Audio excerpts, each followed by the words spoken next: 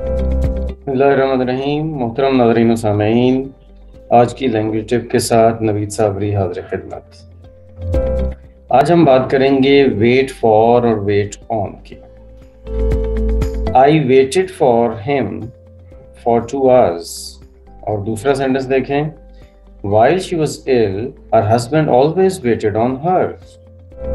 अब इसमें ज़रा डिफरेंस चेक करें। अच्छा, वेट ऑन या वेट अपॉन ये एक ही मीनिंग में आएगा। वेट अपॉन थोड़ी सी ओल्ड प्रपोजिशन हो गई है, लेकिन ये भी यूज होती है।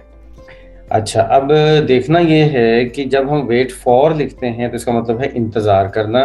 आई waited for him for 2 hours, मतलब मैंने उसका 2 घंटे इंतजार किया।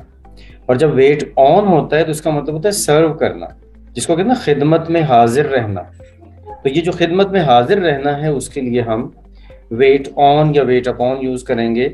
वाइल शी वॉज इल, जब वो बीमार थी, her husband always waited on her, तो उसके हस्बैंड ने हमेशा उसकी खिदमत की या उसको सर्व किया या उसकी खिदमत में हाजिर रहा या जो भी उसकी ज़रूरत थी वो पूरी की। ये जो हम रेस्टोरेंट में जाते हैं और वहाँ पे वेटर का वर्ड यूज़ करते हैं, वो वेटर इसी वजह से वेटर होता है कि वो हमें सर्व करता है। वो हमारे जो रिक्वायरमेंट्स होती हैं उनका ख्याल रखता है। वो हमारे ऊपर लाइक वो एक तरह से डिप्यूट कर दिया जाता है, और वो जो भी हमारी छोटी बड़ी ज़रूरत होती है वहाँ पे खाने के लिए वो पूरी करता है, इसलिए हम उसको वेटर कहते हैं। आज के लिए इतना ही।